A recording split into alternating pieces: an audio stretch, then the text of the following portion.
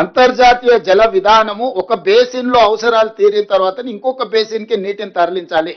ఏ రకంగా చంద్రశేఖరరావు గారు బేసిన్లు లేవు, బేసిజాలు లేవు అని చెప్తాడు? ఎవరిచ్చిండ్రు ఆయనకి అధికారం? ఏ హోదాలో ఆయన బేసిన్లు లేవు, బేసిజాలు లేవు, మీరు గోదావరి జలాలను కృష్ణా దాటించి పెన్నాకు తీసుకెళ్ళండి, మీకెందుకు నేను చూసుకుంటా అని వాళ్ళ తరఫున ఒకళ్ళతో పుచ్చుకుంటాడు? వాళ్ళ పట్ల వాళ్ళ పక్షాన పాలెగాడి కింద మారిండా? ఇది అడుగుదామంటే ఆయన రాడు. వాస్తవాలు వివరిద్దామని అంటే ఆయన చర్చ కుదరదు అంటాడు.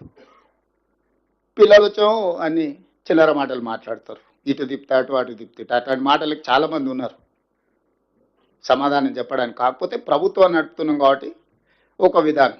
రెండవది ఇంకా గోదావరి. ఇవాళ గోదావరి నది మీద ఆనాడు ఉమ్మడి రాష్ట్రంలో 2007-8లో కాంగ్రెస్ పార్టీ రాజశేఖర రెడ్డి గారు ఉన్నప్పుడు ప్రాణహిత చేవెళ్ళ డాక్టర్ బాబాసాహెబ్ అంబేద్కర్ తుమ్మిడిహేటి నుంచి మొదలుపెట్టి చేవెళ్ళ వరకు తీసుకురావాలని ప్రాణహిత నుంచి మొదలుపెట్టి చేవెళ్ళ అని ప్రాజెక్టు పేరే ప్రాణహిత చేవెళ్ళ. వెంకటస్వామి గారి సూచన మేరకు డాక్టర్ బాబాసాహెబ్ అంబేద్కర్ గారి పేరును ఆ రోజు జోడించడం జరిగింది నాకున్న సమాచారం.